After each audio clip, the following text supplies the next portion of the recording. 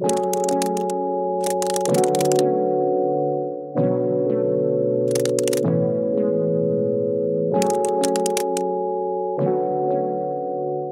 ones of you who have been with me from the beginning know that I tried an 8C boulder last winter called the Big Island. And that boulder is with no doubt one of my lifetime goals, and back then I thought I wouldn't stand a chance. But to my surprise, I managed to do quite a few of the moves, and all but one to be precise. And my immediate reaction was that I wouldn't be able to do the boulder anytime soon. I promise you, I'm like 10 years away from doing it, but it still feels so good to do some of the moves. However, as time progressed, I realized that maybe this dream could become reality, but only if I started training like crazy. I got home from this trip with my elbows slightly worn out, but I decided nonetheless to start training. Unfortunately, I got smacked in the face immediately, as I injured myself within the first week of training. The reason for that was simple. I went full throttle and started doing exercises my body for sure wasn't strong enough for, and the stress I put my body through made it collapse. And thus began the roughest months of my climbing ever. I've had no clue of how each session would go, because for the first month I couldn't stand a chance against anything. I couldn't climb essentially. However, after that month, and that was in the middle of February, the pain kind of just vanished. I had my strongest week yet, and I managed to do some of the hardest boulders I've ever done within just a few days of each other. And the spark came back, and my psyche was once again way up in the clouds.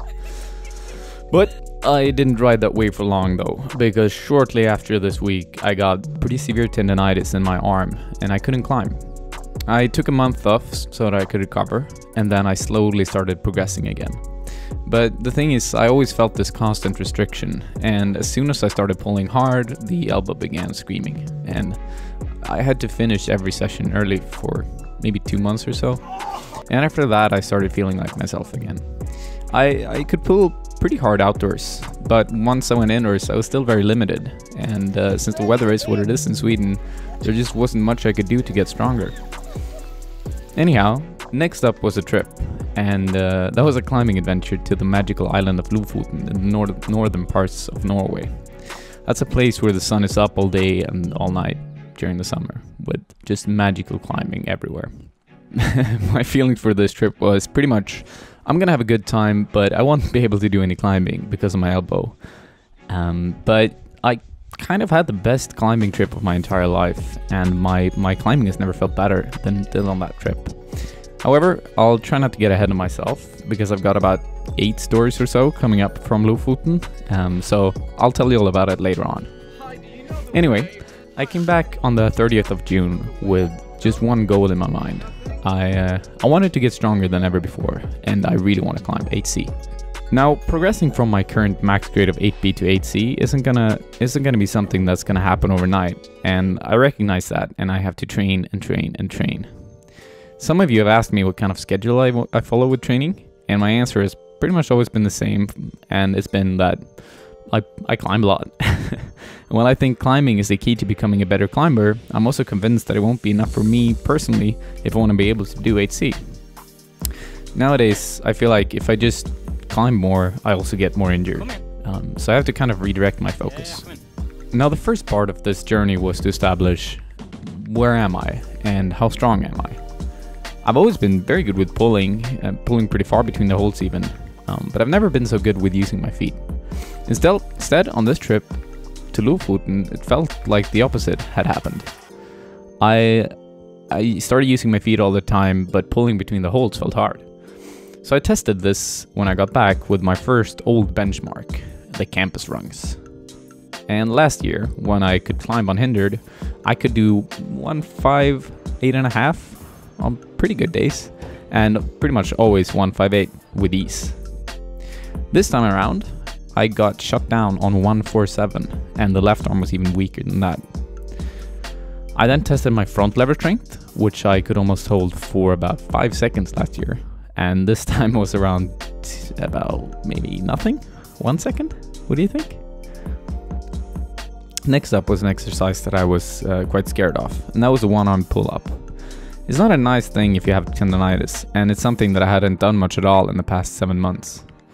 Last year I could do them with about plus 20 kilograms as my max, and usually 4 to 5 in a row when I was doing it without weights.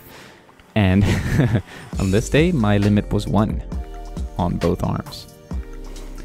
Now, to finish off, I wanted to test my finger strength. And this, however, I know is not one of my bigger strengths. I've never been especially good at dead hangs, and I think my ego has prevented me from training it.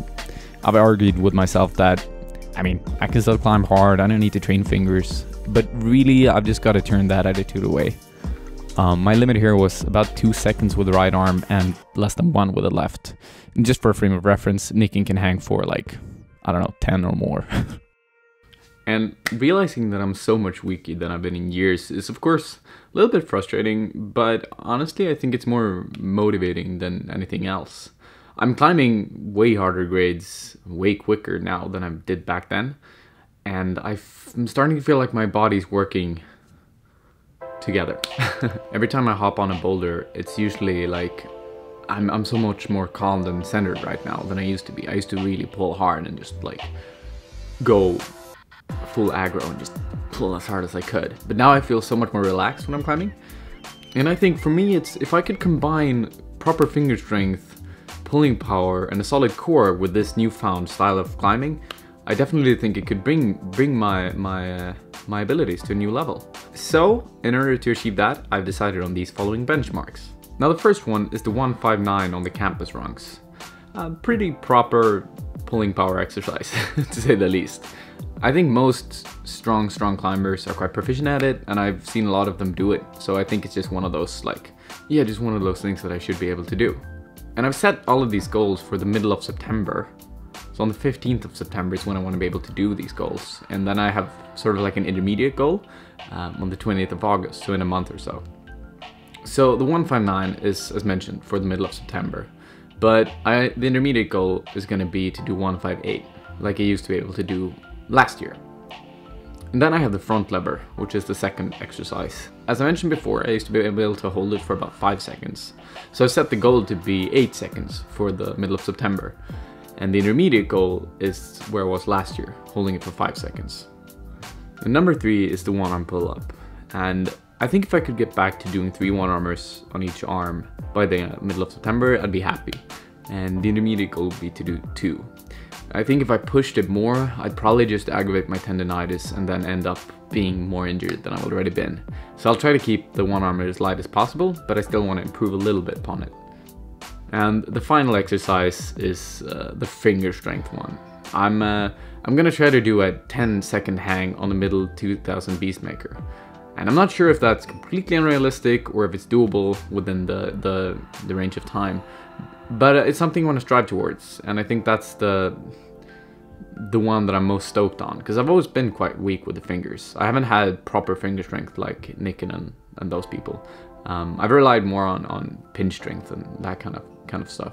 So I'm really stoked to see if I can actually achieve it. And I think a 10-second hang would be good. I wanted the intermediate to be 5 seconds. So by the 20th of August, I want to be able to hang for 5 seconds. And so if I can actually get these strengths back and also improve upon them, I'm going to spend the autumn just shredding out here in Stockholm, trying to do as many of the projects that I have left as possible.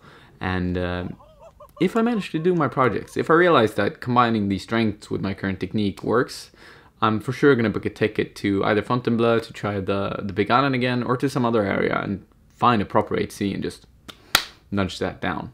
So that's kind of my plan for the coming 6 months or so, for the just coming year maybe. And my idea for the coming weeks is that I want you guys to be able to follow me with it. So I'll record my sessions, my training sessions, so you can see what I'm actually doing to progress towards these goals, and then upload them here on YouTube. So unless you're already subscribe to the channel if you want to see that. And if you like the video, give it a thumbs up so I know that you enjoy seeing what I'm working towards. So anyway, I'm out to train with Cordelia, Eric, and Felix right now. So if you have any questions, drop them in the section below. And otherwise, I'll see you in the next video. Peace out, folks.